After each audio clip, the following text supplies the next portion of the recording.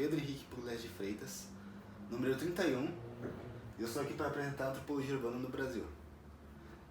Antes da antropologia existir no Brasil, nos anos 30, não havia nenhum tipo de antropologia no Brasil, e esses estudos estavam se iniciando na Europa ainda, então não era algo certo naquela época, era o início da antropologia.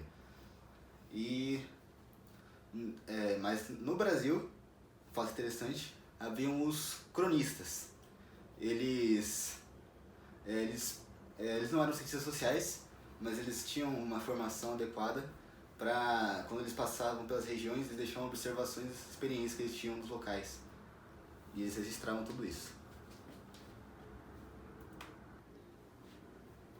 Agora eu irei falar das influências teóricas que foram a Escola de Chicago e a Escola de Manchester. A Escola de Chicago, ela foi fundada por Albion W. Small em 1910, junto com os seus pesquisadores, que ajudaram a financiar os estudos de antropologia nessa escola. E a Escola de Manchester, depois que Max Buchanan, alguns pesquisadores, eles estudavam antropologia britânica no Instituto Rhodes Livingstone, na África. A partir daí eles vieram fundar a Escola de Manchester, criticando o colonialismo britânico.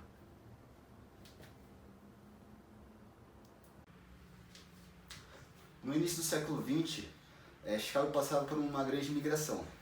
Com isso, a escola desenvolveu a teoria de ecologia humana, em que diferentes sociedades se reuniam no mesmo espaço urbano. Isso causava consequências. Isso fazia com que esses indivíduos competissem pelo espaço físico entre si. E muito desse espaço físico demonstrava as condições de cada uma dessas sociedades aglomeradas. Por exemplo, haviam bairros pobres, bairros mais ricos e bairros mais classe média de Chicago, por exemplo. Isso demonstra como cada uma das sociedades está passando nesse espaço urbano, desses diferentes povos e imigrantes.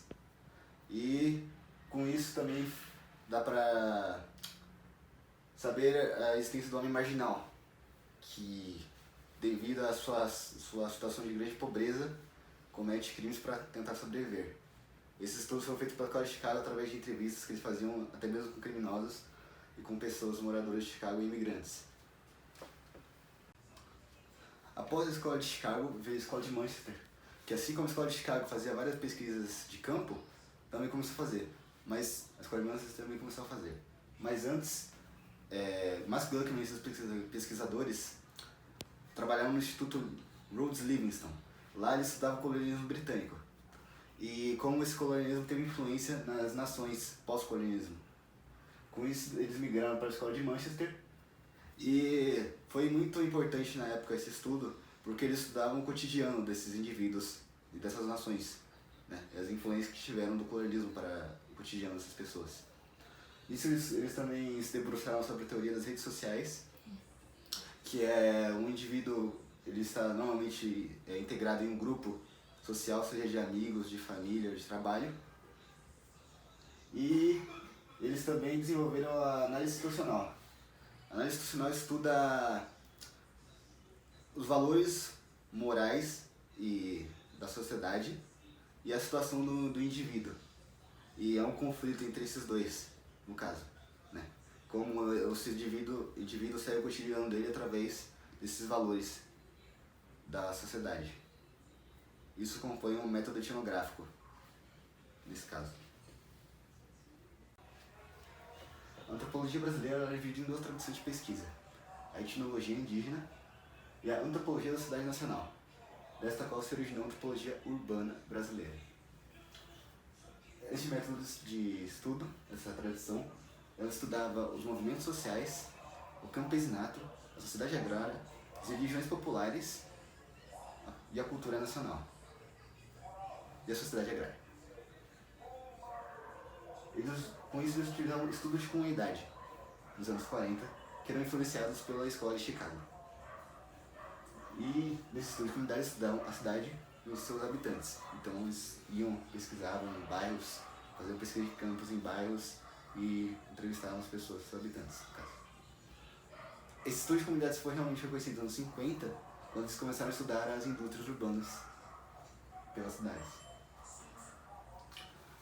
Nos anos 60, devido às grandes imigrações dos homens do campo para as cidades, eles estudaram os problemas da urbanização com a migração, no qual eles perceberam que com isso havia grande pobreza e crescimento da marginalidade, né?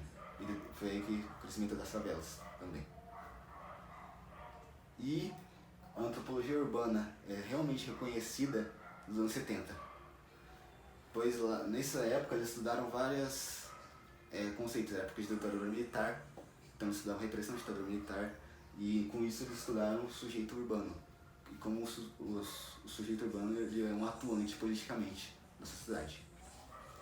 E, para fechar o nosso trabalho, eu vou ler a parte final da minha pesquisa, que diz o seguinte: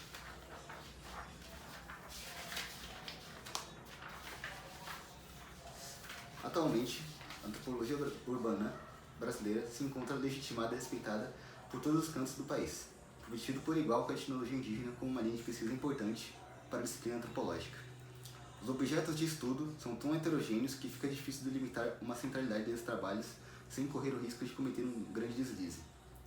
Além disso, muitos antropólogos que trabalham na área não se definem mais como urbanos. Isso se deve à abertura teórica desses pesquisadores, circulando por diferentes correntes de pensamento.